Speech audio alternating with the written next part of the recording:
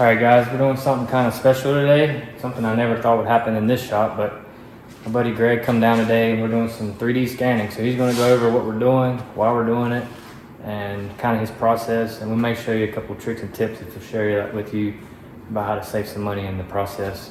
So Greg, tell us what we're doing today. Yeah, so we're just using a kind of an entry-level infrared scanner. The main challenges are one, lighting and reflectivity. So two things that can be a little bit challenging on a machine part, and then to keep track of where we are, we're just using fiducials or markers. We're just using markers, fancy nomenclature for stickers we're putting on here to find reference, keep the tracking as we stitch as many sides or scans of this head that we are going to try to put together. So making sure that we're picking up as much data as we can, and yeah, just looking back through the data and adding as we need. Yeah, and so we have this white spray on here, and you was telling me about that. About the cost of a normal can was like $65 or something like that. But that's not what we're using. What are we using? We're using some beauty product there. So some dry hairspray. Seems to be working for us today. So yeah. Yeah.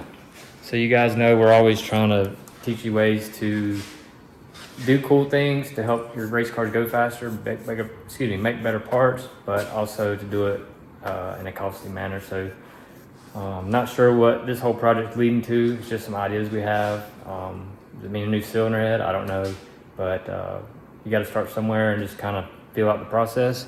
So that's what we're doing. And as you're scanning, you know, it takes a lot of time to just scan this process. We've been at this for 4 hours now. Yeah. So we're collecting point clouds, making sure our alignment's good. That if we're being too impatient, we'll get overlay errors, and so patience is the key. And even once you get the point cloud, you're not done. You're going through a meshing process, alignment process to stitch everything together, and then meshing, and then you got something that's basically really complex and file intensive tracing template. Yeah. For the real work. Yeah. So what we have here is the finished product that we've been spending our time on, getting the meshing and everything together. And this is what the product looks like on the computer. So we'll take that. Greg's going to try to help us make a file to do some 3D modeling, and just take that and see what we can do to make the cylinder head better. One of the reasons why we're trying to look at this is, even with the 12 valve, it's a cast cylinder head, so it's always trying to crack under the intense pressures. 65 pounds of boost on the 12 valve is what we're making, so that gives things quite the beating, and that's the goal with this 3.6. So we're just trying to plan ahead and see if there's anything we can do to prevent the cracking and stuff like that from happening, to make it more dependable or durable.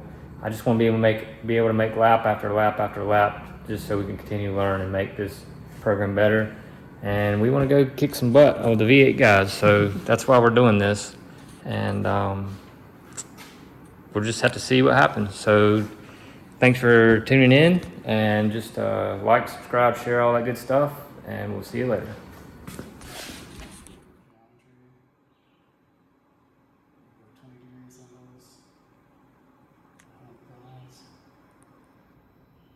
So that's going to be our biggest headache, is piecing together runner report.